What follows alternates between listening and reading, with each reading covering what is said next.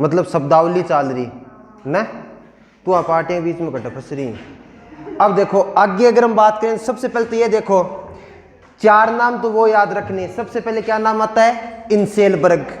Inselberg की अगर हम बात करें तो मरुस्थल के अंदर चट्टान है, उसको क्या बोलेंगे? इंसेलबर्ग। अगर उसके चारों ओर पानी है तब इसको क्या बोलेंगे? द्वीपीय पर्वत। क्या बोला जाएगा? द्वीपीय पर्वत। मरुस्थल में चट्टानी क्षेत्र है, उसके चारों ओर अगर हम बात करें तो बालू का स्तूप का निर्माण हो चुका है, तब इसको क्या बोला जाएगा? पेडिमेंट या गिरिपथ। अगर हम बात करें चट्टान से पानी आया और उसके आसपास जो निम्न भूमि क्षेत्र जहां पे पानी जाके समाप्त हो जाएगा वो क्षेत्र क्या कहलाएगा? बजादा। अगर हम बात करें कोई मरुस्थलीय क्षेत्र वो चारों ओर चट्टान से घिरा हुआ है और उसके मध्य अगर हम बात करें वर्षा का जल इकट्ठा हो गया, ठीक है, एक झील का निर्माण हो जाता है, तब इसको क्या बोला जाएगा? बालसन। क्या बोला जाएगा? बालसन। चारों शब्दावलियां याद रह जाएंगी। मरुस्थल में अगर हम बात करें खारे पानी की झीलों का निर्माण होता है, ठीक है, वायु अपर्दन के द्वारा बड़े बड़े गर्त बनते हैं, उसमें खारे पानी की झीलों का निर्माण होता है, क्या कहलाती हैं? पलाया। क्या कहलाएंगी? पलाया। एक याद रखना है कि बालू का स्तूपों के मध्य जो निम्न भूमि क्षेत्र होता है ना, निम्न भूमि क्षेत्र किसको बोलते हैं? कि जैसे ये एक बालू का स्तूप है, ठीक है, एक यहाँ पे बालू का स्तूप है और इनके मध्य का ये जो नीचे वाला भाग है ना, इसको क्या बोला जाता है? निम्न भूमि क्षेत्र। इसको क्या बोलेंगे? उच्च भूमि क्षेत्र। क्या बोलेंगे? उच्च भूमि क्षेत्र।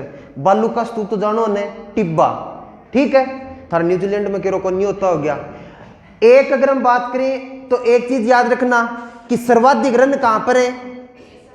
जैसलमेर में। तो बालू का स्तूप है, इनके मध्य जो निम्न भूमि क्षेत्र है वहां पे वर्षा का जल इकट्ठा हो जाता है और उसके बाद अगर हम बात करें वो क्षेत्र क्या हो जाता है? दलदलीय, लवणीय दलदलीय क्षेत्र होता है, उसको क्या बोलते हैं? रन या टाट। सर्वाधिक रन कहां पे आएंगे? जैसलमेर। थोब रन कहां पर है? बाड़मेर। रन रेडाना कहां पर है? बाड़मेर। बापरन कहां पर है? जोधपुर। ताल छापर और पडियारा चूरू। कन्नौड, ब्रह्मसर, बाकरी, लावा और पोखरण कहां पर है? जैसलमेर में। याद रह जाएगा। इसके बाद मरुस्थल के अंदर अगर हम बात करें तो अस्थायी तालाबों का निर्माण हो जाता है, जिसको हम बात करें तो क्या बोला जाता है? तल्ली या पोखर। निम्न भूमि क्षेत्र में क्या होता है? अस्थायी तालाब बनते हैं, उसको क्या बोलेंगे? तल्ली या पोखर। मरुस्थल के अंदर जो खेत होते हैं उसका निम्न भूमि क्षेत्र होता है, उसी के अंदर भी पानी इकट्ठा होगा तो क्या बोलेंगे? तल्ली या पोखर। वो पानी सूख गया, उसके बाद वहां पे जो उपजाऊ मृदा बचती है उसको क्या बोलते हैं? मरोह। उसी मरोह के अंदर अगर हम बात करें तो मरुस्थल के अंदर कौन सी कृषि की जाती है? खड़ीन। खड़ीन कृषि की शुरुआत राजस्थान में कब हुई थी? 15वीं शताब्दी में। किसके द्वारा अगर हम बात करें कहां पे की जाती है? जैसलमेर में। किसका उदाहरण है? सामुदायिक कृषि का। किसका उदाहरण मानते हैं? सामुदायिक कृषि का उदाहरण माना जाता है। एक खड़ीन से दूसरी खड़ीन में पानी भेजने के लिए जो निकासी मार्ग बनाया जाता है उसको क्या बोलते हैं? नेहटा। क्या बोला जाएगा? नेहटा। इसी प्रकार अगर हम बात करें तो एक चीज याद रखनी है कि लूनी नदी का जो उत्तरी पूर्वी भाग है, लूनी नदी का उत्तरी पूर्वी भाग, वो जो मरुस्थल का ऊपर उठा हुआ भाग है वो क्या कहलाता है? थली। क्या कहलाएगा? थली। लूनी नदी का अगर हम बात करें तो उसके दक्षिण पश्चिम या मरुस्थल का दक्षिणी पश्चिमी भाग जो निम्न भूमि क्षेत्र है वो क्या कहलाता है? तली। क्या कहलाएगा? तली। अगर हम बात करें तो एक क्षेत्र विशेष के अंदर छोटे वायु भंवरों का निर्माण होता है जिसको क्या बोला जाता है? बम्बूलिया। मरुस्थल के अंदर अगर हम बात करें तो स्थानीय गर्म शुष्क हवा चलती है जिसको क्या बोलते हैं? लू। लू से अगर हम बात करें तो एक लहरदार स्थलाकृति का निर्माण होता है जिसको क्या बोला जाता है? दोहरे या बालू का स्तूप। दोहरे या बालू का स्तूप। अगर हम बात करें तो राजस्थान के अंदर अरावली की पहाड़ियों को छोड़कर उससे अलग मरुस्थल में अवशिष्ट पहाड़ियां पाई जाती हैं जिनको क्या कहा जाता है? मगरा। क्या बोलेंगे? मगरा। एक अगर हम बात करें तो एक चीज याद रखनी है, एक तो नाम आएगा पश्चिमी विक्षोभ, एक अगर हम बात करें तो एक नाम आता है पूर्वइया। अगर हम बात करें पश्चिमी विक्षोभ आते हैं उससे किसका निर्माण होता है? मावठ का। राजस्थान में मावठ है वो सर्वाधिक कहां पर होती है? गंगानगर में। अगर हम बात करें तो मावठ है या हम बात करें पश्चिमी विक्षोभ है किसके साथ आते हैं? जेट स्ट्रीम के साथ। उत्पत्ति कहां से होती है? भूमध्य सागर। भूमध्य सागर कहां पर है? यूरोप और अफ्रीका महाद्वीप। यूरोप और अफ्रीका महाद्वीप। अटलांटिक महासागर को भूमध्य सागर से कौन सी जल संधि जोड़ती है? जिब्राल्टर जल संधि। कौन सी जोड़ती है? जिब्राल्टर।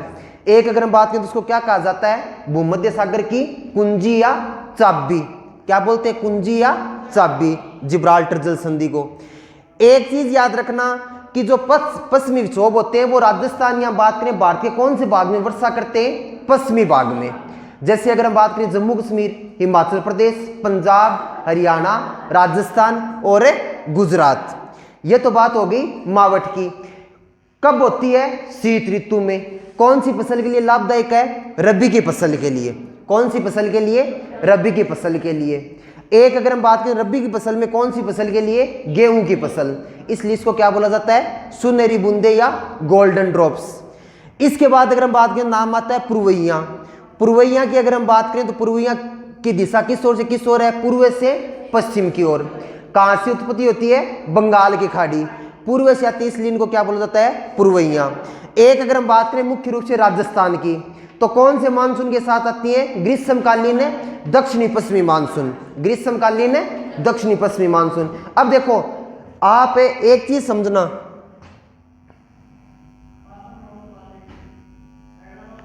जैसे अगर हम बात करें ये भारत का प्रायद्वीपीय भारत है, ठीक है, इसी प्रकार से है ना। यहां पर अगर हम बात करें यहां पे बांग्लादेश आता है, इसके बाद अगर हम बात करें यहां पे कौन सा है, मेघालय। कौन सा आता है, मेघालय।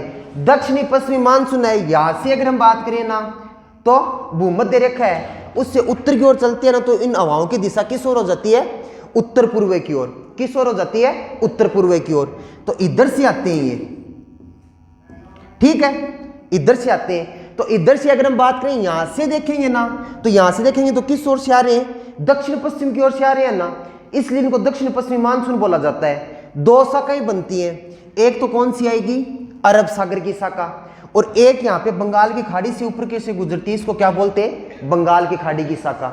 यहाँ पर अगर हम बात करें जो मेघालय, यहाँ पे मेघालय का पठार है, प्राचीन समय में किसका भाग माना जाता था, प्रायद्वीपीय भारत का। किसका भाग था, प्रायद्वीपीय भारत का। मेघालय का पठार और यहाँ पे जो मतलब ये पठारी भाग है, इन दोनों के मध्य कौन सा भ्रंश पाया जाता है, मालदा भ्रंश।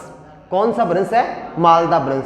और ये भी शानदार क्वेश्चन बनता है कि मालदा भ्रंश को कौन सी नदियों के द्वारा भरा गया, गंगा और ब्रह्मपुत्र और उनकी सहायक नदियों के द्वारा, ठीक है। पश्चिम बंगाल और बांग्लादेश का जो द्वीपीय भाग है ना, उसकी अगर हम बात करें तो वो पूरा पूरा क्या कहलाता है, मालदा भ्रंश कहलाता है। यहां पर अगर हम बात करें तो मेघालय के पठार पर 3 पहाड़ियां आती हैं, पश्चिम से पूर्व की ओर। उनके क्रम की अगर हम बात करें तो क्या नाम आएगा, गारो, खासी और जैंतिया। क्या नाम आता है, गारो, खासी और जैंतिया। इन पहाड़ियों की अगर हम बात करें तो ये जो मानसून जाएगा ना बंगाल की खाड़ी की शाखा का, ये जाके इनके दक्षिणी भाग में टकराता है यहाँ पर, ठीक है। इस कारण अगर हम बात करें तो खासी पहाड़ी है, उसके दक्षिण में स्थित है चेरापूंजी और मासिंद्राम।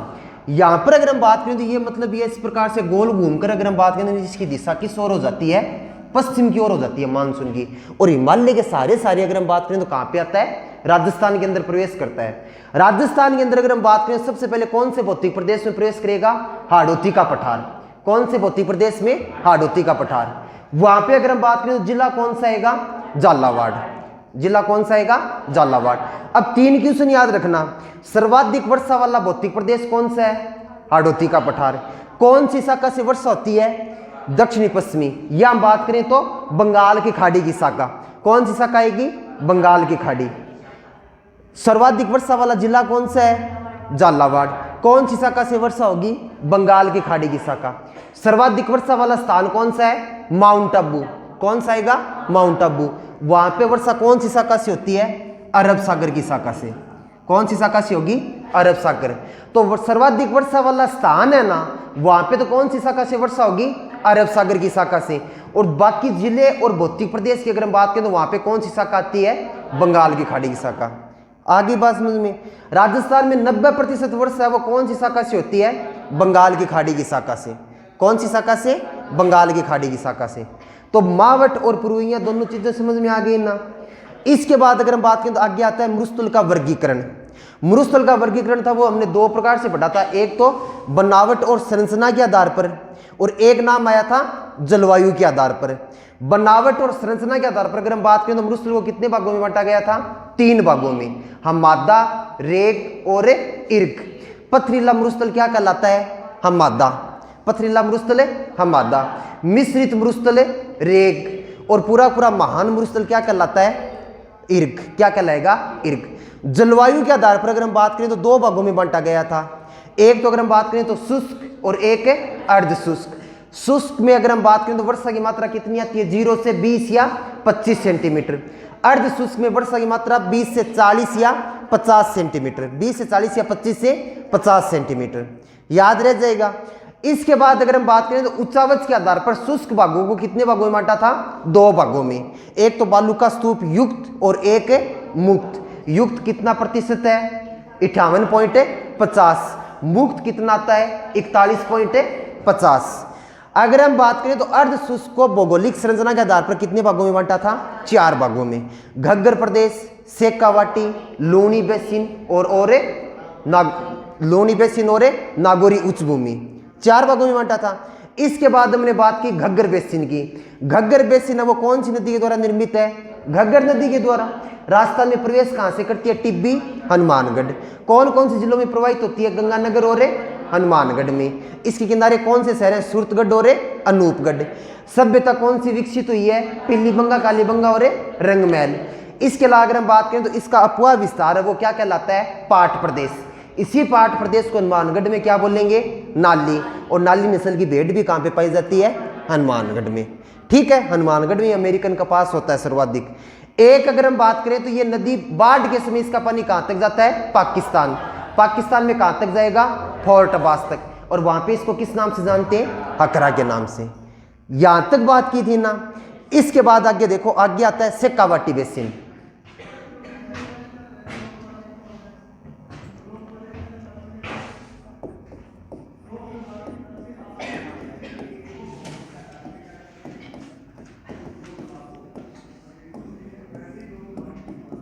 अब देखो, सबसे पहले तो अगर हम बात करें ना तो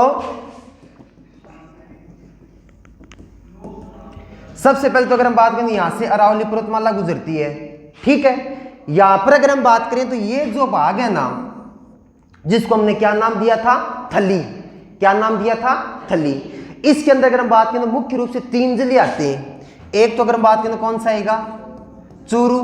एक कौन सा आएगा? झुंझुनू। और एक कौन सा आता है? सीकर। इन तीनों जिलों को अगर हम बात करें तो क्या नाम आता है? शेखावाटी बेसिन नाम आता है। 2 चीजें याद रखनी है सबसे पहले तो।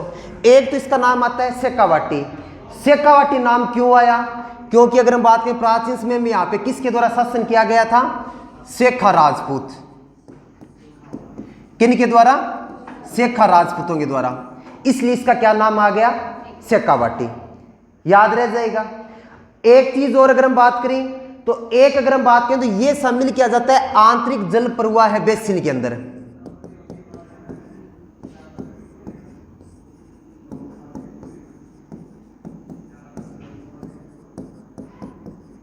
किस में शामिल करते हैं? आंतरिक जल प्रवाह प्रणाली में शामिल करते हैं। कारण क्या है? इसकी अगर हम बात करें तो ये पूरा पूरा जो क्षेत्र है ना, ये पूरा पूरा क्षेत्र है। 2 चीजें समझना, एक तो नाम आएगा आंतरिक जल प्रवाह प्रणाली, और एक अगर हम बात करें तो एक आता है वार्षिक तापांतर। एक नाम क्या आएगा? वार्षिक तापांतर। दोनों चीजें समझना। एक तो अगर हम बात करें तो ये पूरा पूरा क्षेत्र है, इसके अंदर अगर हम बात करें तो इसके जो भूगर्भिक भाग है उसके अंदर चूने की परत पाई जाती है। किसकी परत पाई जाती है? चूने की परत पाई जाती है। चूने की जो परत होती है ना, ये गर्मियों में जल्दी गर्म हो जाती है और सर्दियों में जल्दी ठंडी हो जाती है। इस कारण अगर हम बात करें तो पूरे राजस्थान में सर्वाधिक वार्षिक तापांतर कहां पे पाया जाता है? इस शेखावाटी भाग में पाया जाता है। तापांतर का मतलब क्या होता है? तापमान में अंतर। क्या होता है? तापमान में अंतर। दैनिक तापांतर, दिन में सर्वाधिक तापमान कितना गया और सबसे अधिक तापमान कितना गया और सबसे कम में तापमान कितना गया, उन दोनों का अंतर क्या कहलाता है? तापांतर। उसी प्रकार से पूरे साल का निकाला जाता है कि सर्वाधिक कितना गया और निम्न कितना गया। तो वो सर्वाधिक राजस्थान में कहां पे पाया जाता है? शेखावाटी भाग में पाया जाता है। कारण क्या है? इसे चूने की परत का, जल्दी गर्म होती है और जल्दी ठंडी होती है। इसी प्रकार से अगर हम बात करें ना तो ये जो भाग है इसको क्या कहा जाता है, आंतरिक जल प्रवाह प्रणाली। उसका भी कारण क्या, ये चूने की परत है। इस चूने की परत के अंदर अगर हम बात करें तो जो मतलब वर्षा का जल होता है ना, वो जमीन के अंदर चला जाता है और उसके बाद इस चूने की परत में बहता है। इस कारण अगर हम बात करें, पूरा पूरा क्षेत्र किस में शामिल किया जाता है, आंतरिक जल प्रवाह प्रणाली में। इसलिए अगर हम बात करें तो इसको क्या कहा जाता है, शेखावाटी बेसिन को आंतरिक जल प्रवाह प्रणाली बेसिन कहा जाता है, याद रह जाएगा। इसके बाद अगर हम बात करें तो मुख्य क्वेश्चन बनता है कि यहाँ पे एक मुख्य नदी गुजरती है, कौन सी, कांतली। कौन सी नदी गुजरती है, कांतली। अगर हम बात करें तो 2 जिलों में विस्तार आता है। कौन कौन से जिले आएंगे, सिक्कर और एक अगर हम बात करें तो झुंझुनू। सिक्कर और झुंझुनू 2 जिले आएंगे। अब देखो अगर हम बात करें तो 2 क्वेश्चन तो सीधे बनेंगे। देखो एक तो नाम आता है घग्गर नदी का, एक तो क्या नाम आएगा, घग्गर नदी का। और एक अगर हम बात करें तो एक नाम आता है कांतली नदी का। एक किसका नाम आता है, कांतली नदी का। अगर हम बात करें दोनों की दोनों अगर हम बात करें तो कौन सी जल प्रवाह प्रणाली में शामिल है, आंतरिक जल प्रवाह प्रणाली में। अगर हम बात करें राजस्थान के अंदर 3 प्रणालियां पाई जाती हैं, अरब सागर, बंगाल की खाड़ी और आंतरिक। ये दोनों नदियां किस में शामिल है, आंतरिक प्रवाह प्रणाली में। अगर हम बात करें तो इसकी लंबाई कितनी आती है, 100 किलोमीटर। एक चीज याद रखना, एक तो क्वेश्चन आएगा कि राजस्थान की आंतरिक प्रवाह प्रणाली की सबसे लंबी नदी। सीधा क्वेश्चन पूछा जाता है कि राजस्थान की आंतरिक प्रवाह प्रणाली की सबसे लंबी नदी, तब तो क्या नाम आएगा, घग्गर नदी। तब तो क्या नाम आएगा, घग्गर नदी। एक आता है कि पूर्णतः राजस्थान में बहने वाली, पूर्णतः राजस्थान में बहने वाली आंतरिक प्रवाह की सबसे लंबी नदी, तब किसका नाम आएगा, कांतली नदी का। ये तो क्या नाम आता है कि सीधा राजस्थान नाम आएगा कि राजस्थान की आंतरिक प्रवाह प्रणाली की सबसे लंबी नदी। और इसका क्या आएगा कि पूर्णतः राजस्थान में बहने वाली, पूर्णतः राजस्थान में बहने वाली आंतरिक प्रवाह की सबसे लंबी नदी, तब क्या नाम आएगा, कांतली नदी। 2 जिलों के अंदर विस्तार है। कौन कौन से जिले आते हैं, सिक्कर और झुंझुनू। अगर हम बात करें तो 2 चीजें समझना। झुंझुनू के अंदर अगर हम बात करें तो इसके किनारे कौन सी सभ्यता विकसित हुई है, कौन सी, सुनारी सभ्यता। जबकि अगर हम बात करें सिक्कर में इसके किनारे कौन सी सभ्यता विकसित हुई थी, गणेश्वर सभ्यता। कौन सी सभ्यता, गणेश्वर सभ्यता। अगर हम बात करें तो इसका उद्गम कहां से होता है, खंडेला की पहाड़ी। खंडेला की पहाड़ी, सिक्कर से इसका क्या होता है, उद्गम होता है। आगे बात समझ में। एक अगर हम बात करें तो इसको क्या कहा जाता है, ताम्रयुगीन सभ्यताओं की जननी। गणेश्वर सभ्यता को क्या कहा जाता है, ताम्रयुगीन सभ्यताओं की जननी। सुनारी सभ्यता की अगर हम बात करें तो यहां से सबसे प्राचीन क्या प्राप्त हुई थी, लोहे गलाने की भट्टियां।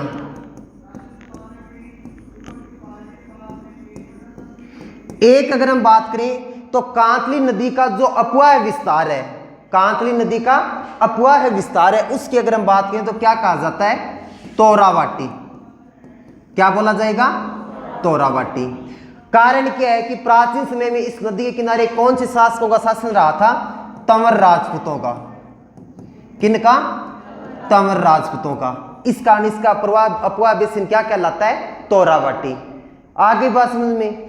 एक अगर हम बात करें ना तो एक सबसे इंपॉर्टेंट चीज आता है, एक नाम आता है कि इस क्षेत्र को अगर हम बात करें तो इस नदी के द्वारा कौन सा प्रदेश बनाया जाता है, बांगर प्रदेश।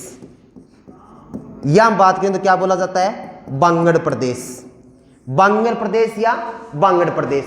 देखो यहां पर अगर हम बात करें तो पूरी पूरी चीज समझनी है। सबसे पहले अगर हम बात करें तो आती है जलोढ़ीय मृदा। क्या नाम आता है, जलोढ़ीय मृदा। 2 प्रकार की होती है। एक तो अगर हम बात करें तो एक तो नाम आता है नवीन जलोढ़ीय मृदा। क्या नाम आएगा, नवीन जलोढ़ीय मृदा। एक अगर हम बात करें तो एक क्या नाम आएगा, प्राचीन जलोढ़ीय मृदा। एक क्या नाम आता है, प्राचीन जलोढ़ीय मृदा। ये 5 शब्दावलियां आती हैं पूरी पूरी। जैसे गंगा नदी की अगर हम बात करें ना तो सबसे पहले क्या नाम आता है, भाबर। क्या नाम आता है, भाबर। भाबर के बाद अगर हम बात करें तो तराई। क्या नाम आता है, तराई। तराई के अलावा अगर हम बात करें तो एक नाम आता है खादर। एक अगर हम बात करें नाम आता है बांगर। एक अगर हम बात करें तो नाम आता है डेल्टा।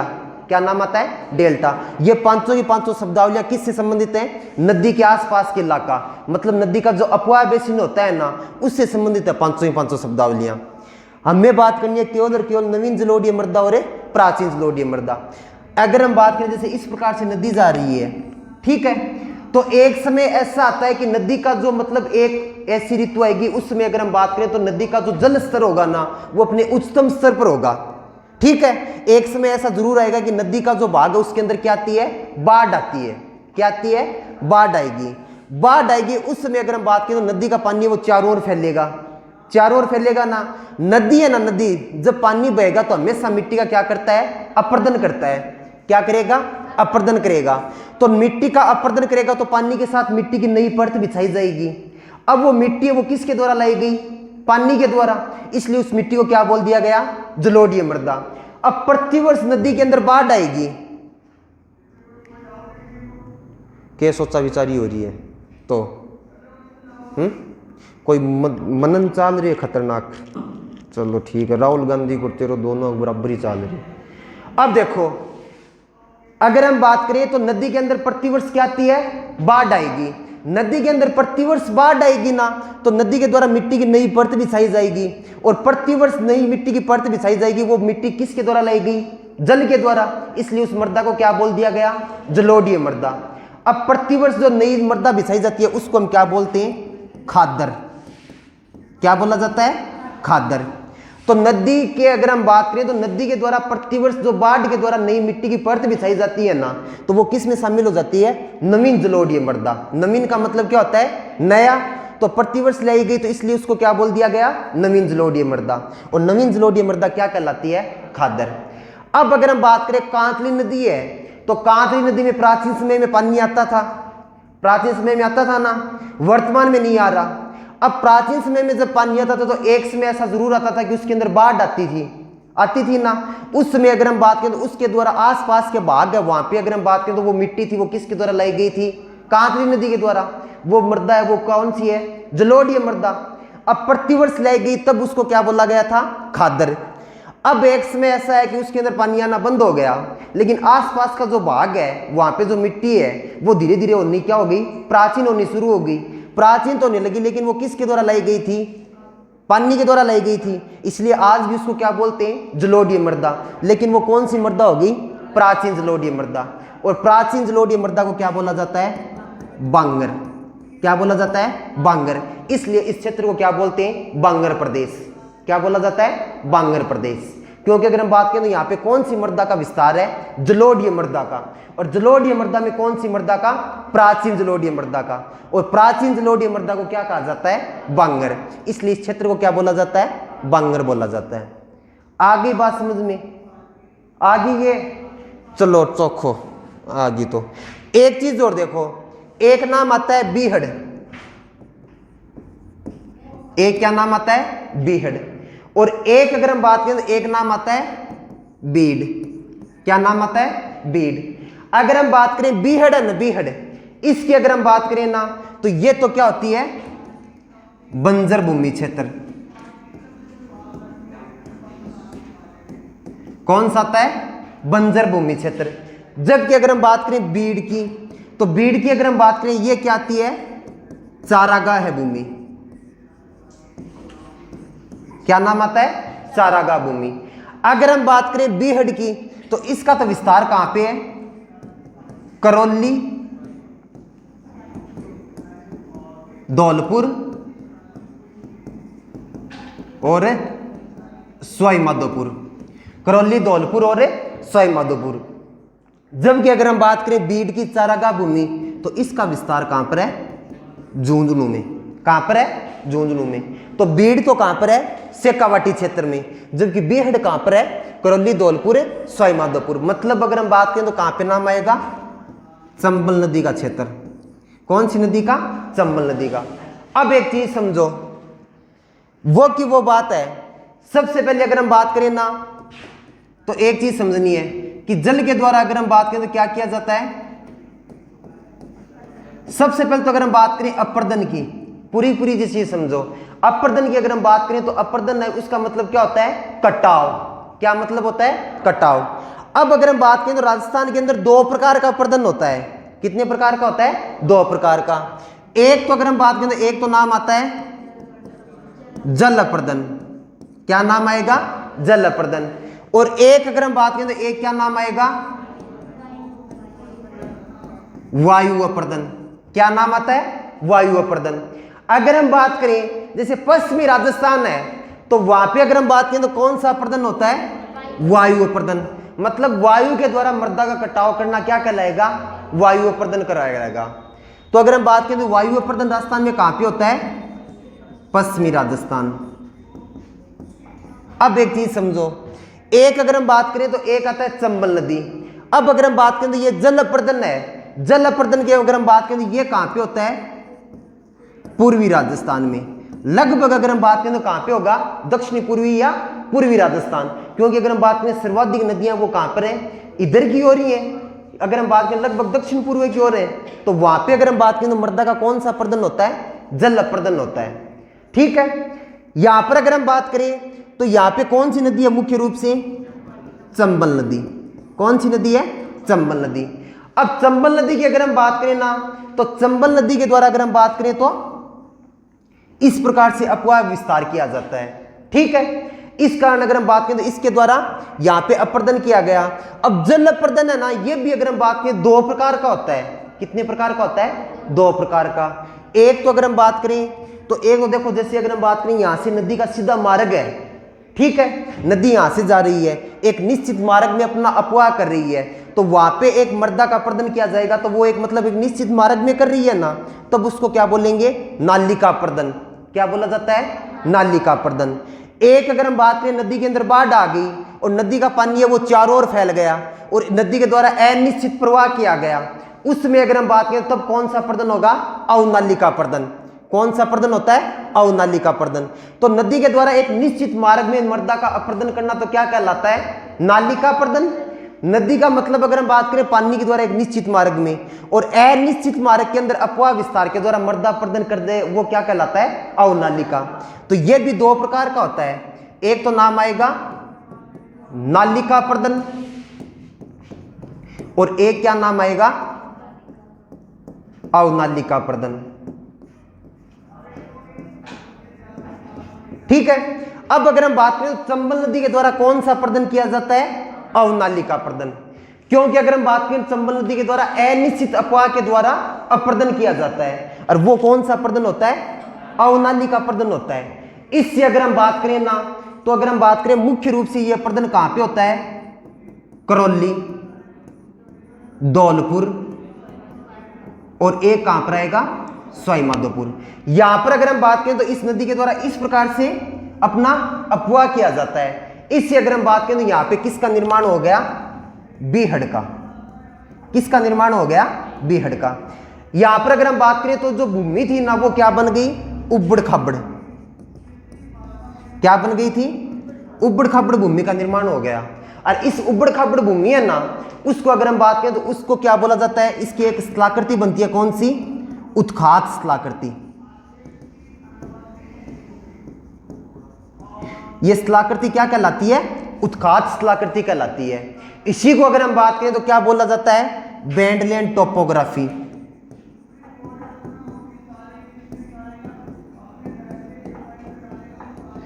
क्या कहलाती है? बैंडलैंड टोपोग्राफी। मुख्य रूप से अगर हम बात करें तो कहां पे विस्तार है? करौली, धौलपुर और सवाई माधोपुर। अब अगर हम बात करें जो ये उबड़ खाबड़ भूमि है वहां पे कौन सी स्थलाकृति बनती है? उत्खात स्थलाकृति। इसी को क्या बोला जाता है? बैंडलैंड टोपोग्राफी। 3 चीजें याद रखना। अगर हम बात करें इसी को क्या बोलते हैं? अगर हम स्थानीय भाषा में बीहड़। इसी उबड़ खाबड़ भूमि को क्या बोला जाता है? बीहड़। तो बंजर भूमि हो गई ना, यहाँ पे कृषि नहीं की जा सकती। अगर हम बात करें तो यहाँ पे जो डाकू निवास करते हैं ना, उनके द्वारा इस बीहड़ को स्थानीय भाषा में क्या नाम दे दिया गया? डांग प्रदेश। क्या नाम दिया गया था? डांग प्रदेश। ठीक है। एक चीज ये याद रखना कि डाकुओं के द्वारा जो 10 डाकू निवास करते हैं उनके द्वारा क्या नाम दिया गया? डांग प्रदेश नाम दिया गया। तो एक चीज याद रखना, बीहड़ का विस्तार कहाँ कहाँ है? करौली, धौलपुर, सवाई माधोपुर। चंबल नदी के द्वारा यहाँ पे कौन सा अपर्दन किया गया था? अवनाली का प्रदन। इस कारण अगर हम बात करें तो कौन सी भूमि बन गई, उबड़ खाबड़। और कौन सी स्थलाकृति का निर्माण हो गया, उत्काश स्थलाकृति। इसी को क्या बोला जाता है, बैंडलैंड टोपोग्राफी। 3 क्वेश्चन बनेंगे। 3 क्वेश्चन क्या क्या बनेंगे। एक तो आता है कि बीहड़ भूमि का सर्वाधिक विस्तार। विस्तार तो सर्वाधिक कहां पर है, सवाई माधोपुर के अंदर। एक चीज तो ये याद रखना। एक आता है सर्वाधिक घनत्व है। घनत्व कहां पर आएगा, धौलपुर।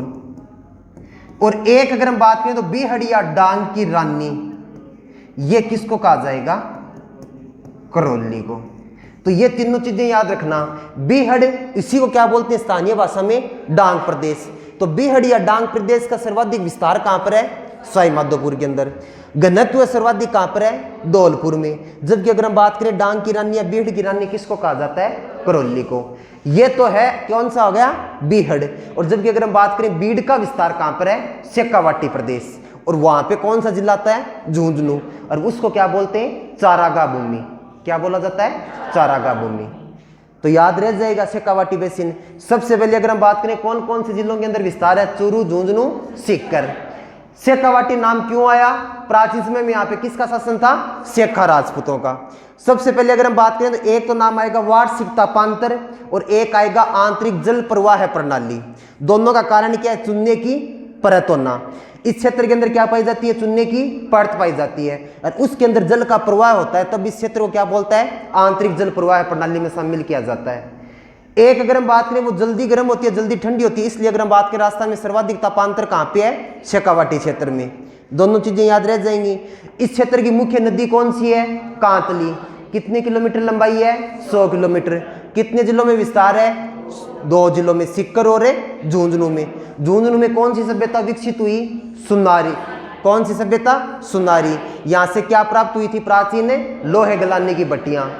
एक सीकर में कौन सी सभ्यता, गणेश्वर सभ्यता। मुख्य रूप से याद रखना, एक तो ताम्र युगीन सभ्यताओं की क्या कहा जाता है, जननी। और एक यहां से क्या प्राप्त हुआ था, मछली पकड़ने का कांटा। दोनों चीजें याद रह जाएंगी। इसके अलावा अगर हम बात करें, एक चीज और याद रखना कि खंडेला जो पहाड़ी है ना, वहां से वर्तमान में किसके भंडार खोजे गए हैं, यूरेनियम के।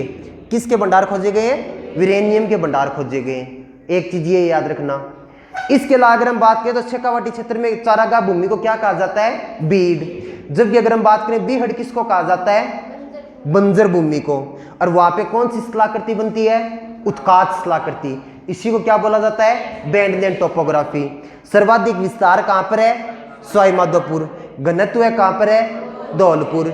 और बीहड़ की या डांग